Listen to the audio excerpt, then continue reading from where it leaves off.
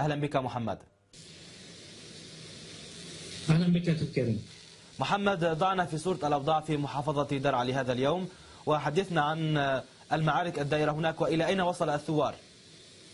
نعم أخي الكريم، نبدأ بمجزرة الحارة، حيث تسبب طيران الإجرام اليوم بمجزرة جديدة راح ضحيتها 6 شهداء من النساء والأطفال وعشرات الجرحى إثر استهدافهم ببراميل الغدر. عدد الشهداء قابل للازدياد نتيجة لضعف الإمكانيات الطبية في المنطقة، والبحث لا يزال جاريا حتى هذه اللحظة تحت الأنقاض للبحث عن جرحى وشهداء جدد. بالانتقال إلى الريف الغربي، أيضا لا تزال عمليات البحث عن الجثث مستمرة في أطراف مدينة نوى وأماكن تواجد شبيحة النظام سابقا، فقد عثر في الأيام الماضية على عشرات الجثث، وهذه الجثث تعود لمدنيين من مدينة نوى، حيث ارتكب بهم المجازر من قبل شبيحة النظام.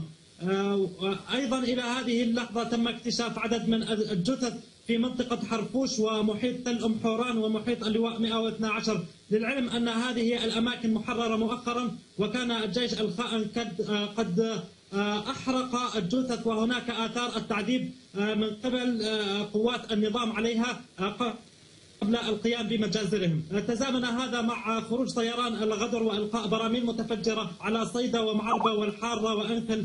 أيضا أدى القصف على بلدة معربة بوقوع عدد من الشهداء وإصابة 5 أطفال بجروح، بعضهم في حالة خطرة.